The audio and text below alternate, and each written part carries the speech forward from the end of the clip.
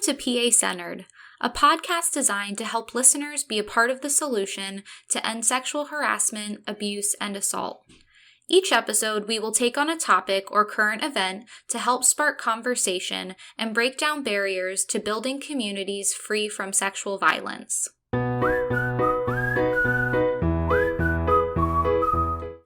Hi everyone, I'm Jackie Strom, the Prevention and Resource Coordinator at the Pennsylvania Coalition Against Rape. I'll be your host today as we're joined by Conrad, Lisa, and Andrea to talk about the United States Supreme Court's monumental decision, Bostock versus Clayton County, Georgia. This decision made clear that Title VII of the Civil Rights Act prohibits employers from discriminating against gay or transgender individuals. Andrea, Conrad, and Lisa are all staff attorneys at PCAR's Sexual Violence Legal Assistance Project, known as SVLAP. The SVLAP provides free civil legal services to survivors of sexual assault, sexual violence, and sexual harassment. Can you each tell us a little bit about yourself and your background? Sure. Hi, Jackie. This is Andrea. I've been working at PCAR at the Sexual Violence Legal Assistance Project as a staff attorney for nearly 2 years now. Prior to that, I had done policy work for the Pennsylvania Coalition Against Domestic Violence. And prior to that, I had worked as a legal services attorney. So for many years, I've done domestic violence and sexual violence work. Hi, Jackie. I'm a more recent addition to SVLAP. I just started earlier this year. And I came with 16 years of experience in civil litigation, family law, criminal law, and family-based immigration. The immigration work being close to my heart because I immigrated to the United States from Poland when I was a junior in high school, and then went on to get my undergraduate degree at Penn State in international politics, and then law degree from University of Pittsburgh. Hi, Jackie. I'm Lisa. I joined the SVLAP program after over a decade of representing individuals in civil rights, educational, and employment matters. I specifically litigated employment discrimination cases at the PHRC and EEOC and in federal court. Our team is led by our legal director, attorney Suzanne Estrella, and our other team members, attorney Jay Stark and our paralegal Kelsey Regal. We are available to represent survivors throughout the state of Pennsylvania, including representation for employment matters, housing concerns, protection orders, the Prison Rape Elimination Act issues, and Title IX issues. Thank you all so much for being here today. This is truly a monumental decision handed down by the Supreme Court just a few days ago. So first, Andrea, can you give us some background about this case? Thanks for having us, Jackie. We appreciate it. This Supreme Court case is the culmination of many years that have gone by and represents the consolidation of actually 3 separate employment cases that involve 3 separate plaintiffs. The plaintiffs were Gerald Bostock, Donald Zarda, and Amy Stevens. At least one of the plaintiffs that I'm aware of was terminated from employment like 10 years ago. And in fact, 2 of the 3 plaintiffs are actually deceased at this time, and we wanted to acknowledge that this has been a long process to get to this point.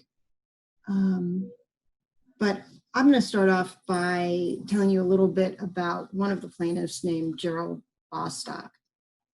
He had worked for the Clayton County, Georgia Child Welfare Advocacy Office. And from what the opinion states, under his leadership, the county won national awards for its work. He had worked there for approximately 10 years when he began participating in a gay recreational softball league. And not too long after that, influential members of the community allegedly made disparaging comments about Mr. Bostock's sexual orientation and his participation, in that league. Soon thereafter, he was fired for conduct, and I quote, unbecoming, end quote, of a county employee. At that point, he sued his employer for employment discrimination on the basis of a sexual orientation under Title VII of the Civil Rights Act. Thanks, Andrea. Conrad, can you tell us about the second case, Zarda versus Altitude Express? Yes, thank you, Jackie. So Mr. Zarda was a skydiving assistant for Altitude Express on Long Island, New York. He worked there for several seasons. And in 2010, he actually told one of the female customers of his gay identity just to make her more comfortable with him assisting her during a skydive. She and her boyfriend later expressed their objections to Altitude, leading to Mr. Zarda's dismissal a few days later on the claim of misconduct. He filed this lawsuit in 2014 on the basis of employment discrimination. And unfortunately, that same year, he died in another skydiving accident, but his family continued the legal fight. The trial court, the district court, ruled in favor of the employer. However, the family then appealed its ruling, and the United States Court of Appeals for the Second Circuit overturned the trial court's ruling that Title VII does protect employees from discrimination based on sexual orientation. Thank you, Conrad. Lisa, can you tell us about the third case? Sure, thank you, Jackie. The third case was brought by Amy Stevens against her former employer, Harris Funeral Home. Amy had presented as a man for 6 years while working as a funeral director for the Harris Funeral Home in Livonia, Michigan. When Amy was not at work, she presented as a female at home with her family. But by 2012, Stevens sought treatment for her despair, and she was suicidal. She was diagnosed with gender dysphoria and recommended that she begin living as a woman. She told her employer in writing that she planned to, quote, live and work full-time as a woman. Within 2 weeks of giving her employer the letter, the funeral home told Amy that she was fired, saying, "This is not going to work out." Amy brought a lawsuit for employment discrimination. Her case made it all the way up to the Supreme Court. However, she died a month before the Supreme Court issued this monumental decision. Wow, it's really unfortunate to hear that two of the folks involved in this case have passed on, but it's great to hear the outcome that we now know. So, Andrea, can you explain the ruling from the Supreme Court and what it says for LGBTQ employees? Sure. In a nutshell, in a sentence, the Supreme Court held that based on Title VII of the Civil Rights Act, employers are prohibited from firing employees on the basis of, and I quote, homosexuality or transgender status, end quote. A few other points that were emphasized by the court in its ruling would be that when an employer fires an employee for being homosexual or transgender, it necessarily and intentionally discriminates against that individual, in part because of, and I quote, unquote, sex. So a lot of this case hinged on how the court defined sex. And that is all the court said that Title VII has ever demanded to establish liability. Second point that the court emphasized is that the plaintiff's sex need not be the sole or primary cause of the employer's adverse action. And lastly, a third point that the majority held was that an employer who intentionally fires an individual, quote unquote, homosexual or transgender employee, in part because of that individual's sex, violates the law, even if the employer has treated all other LGBTQ employees lawfully. So in essence, the court said that in Title VII, Congress adopted broad language, making it illegal for an employer to rely on an employee's quote unquote sex when deciding to fire that employee.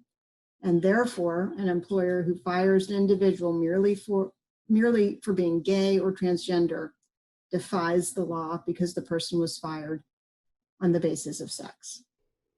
Thank you. Lisa, can you tell us how the Supreme Court reached their decision? Sure. This decision was written by Justice Gorsuch, who was recently appointed to the Supreme Court by the Trump administration. He delivered the majority 6-3 opinion of the court. In reaching this decision, Justice Gorsuch basically said that only the text of the law matters, writing, "Ours is a society of written laws. Judges are not free to overlook plain statutory commands." Title VII of the Civil Rights Act, the law at issue in this case, has a plain statutory command, and I'm quoting, Title VII makes it unlawful for an employer to fail or to refuse to hire or to discharge any individual or otherwise discriminate against any individual with respect to his compensation, terms, conditions, or privileges of employment. And this is the important part for this case, because of such individuals' race, color, religion, sex, or national origin. The court made the rights of LGBTQ employees perfectly clear in one short paragraph. An employer who fires an individual for being homosexual or transgender fires that person for traits or actions it would not have questioned in members of a different sex. Sex plays a necessary and undisguisable role in the decision, exactly what Title VII forbids. The opinion gives a couple examples of why Title VII's, quote, "because of sex" language is broad and protects LGBTQ employees. Consider, for example, an employer with 2 employees, both of whom are attracted to men. The 2 individuals are, to the employer's mind, materially identical in all respects, except that one is a man and the other a woman. If the employer fires the male employee for no reason other than the fact that he is attracted to men, the employer discriminates against him for traits or actions it tolerates in his female colleague. Or take an employer who fires a transgender person who was identified as male at birth, but who now identifies as female. If the employer retains an otherwise identical employee who was identified as female at birth, the employer intentionally penalizes a person identified as male at birth for traits or actions that it tolerates in an employee identified as female at birth. Again, the individual employee's sex plays an unmistakable and impermissible role in the discharge decision. So essentially, this case turns on a very simple application of Title VII's text. Discrimination because of sex can occur when an employer treats a male employee differently than a female employee or vice versa. An employer, for example, fires a woman because she is insufficiently feminine and also fires a man for being insufficiently masculine. The employer may argue that it treated both the women and men equally because they fired a woman and a man. In both cases, however, each employee was fired in part because of sex. And as the Supreme Court notes, this does not avoid Title VII liability. This employer doubles it. Yeah, and I just wanted to note additionally that in deciding this case, the court looked at the plain language and the text of Title VII. It said that the legislative history of Title VII has no bearing here. Title VII prohibits discrimination because of sex, and that's exactly what it says. It does not say it prohibits discrimination because of sex, except for gay people, or except for males, except for transgender individuals, except for mothers, or except in cases of sexual harassment. Indeed, the Supreme Court's precedent has already determined that Title VII's because of sex language encompasses sexual harassment against females, even though there was no term sexual harassment defined in the dictionary when the law was enacted in 1964. And now it also encompasses sexual harassment of men. Since because of sex language has a broad meaning with no exceptions, the broad language is applied, and that's what the court did in this case. The court concluded that the statute's message for our cases is equally simple and momentous. An individual's homosexuality or transgender status is not relevant to employment decisions. That's because it is impossible to discriminate against a person for being homosexual or transgender without discriminating against that individual based on sex. Thank you, Lisa, for that explanation. So, Conrad, could you tell us what you see as the most immediate consequences of this ruling?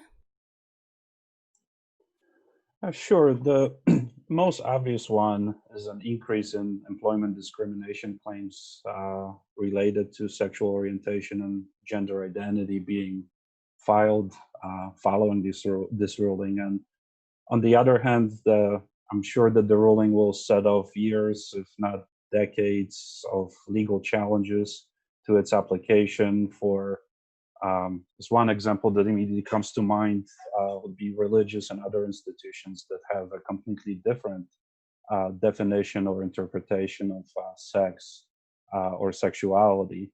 And lastly, it will also force private and government employers to immediately revise their hiring/employment policies and practices. I can imagine that as we speak, there are probably plenty of Zoom meetings between HR directors and legal departments trying to figure out how to implement these changes and be compliant with the law that is only 48 hours old. So, is this ruling's impact limited to an employment setting?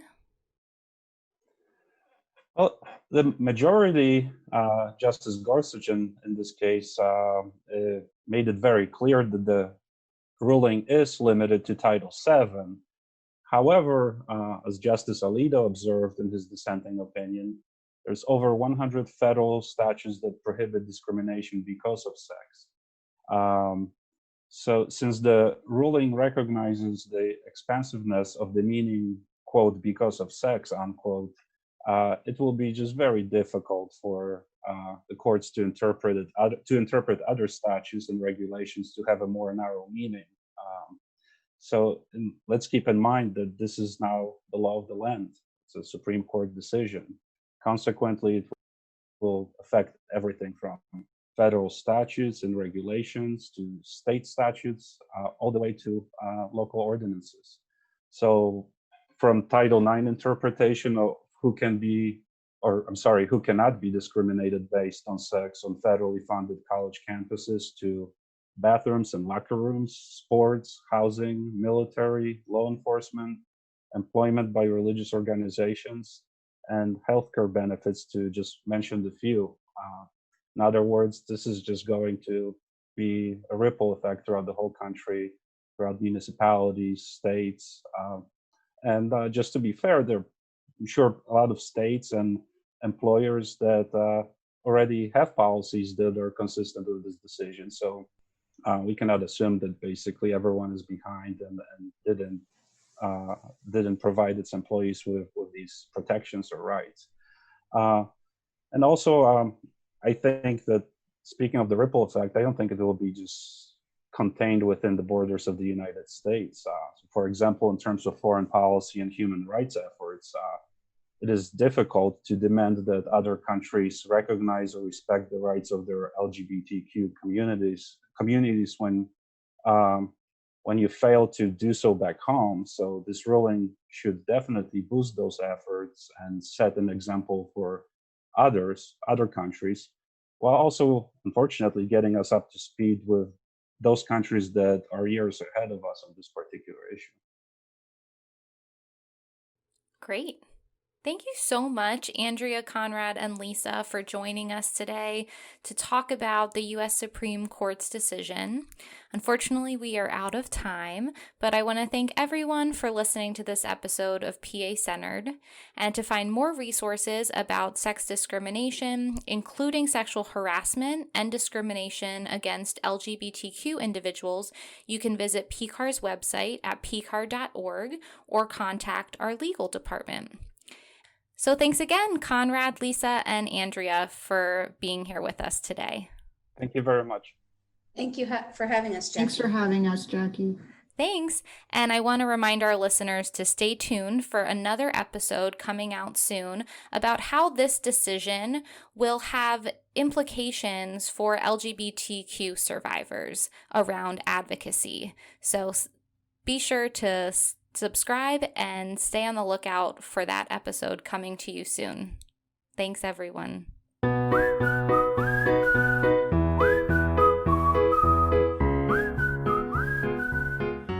If you or a loved one needs help, a local sexual assault center is available 24/7. Call 1-888-772-7227 for more information, or find your local center online at pcar.org. Together, we can end sexual violence. Any views or opinions expressed on PA Centered by staff or their guests are solely their own and do not necessarily reflect the opinions of PCAR or PCAR's funders.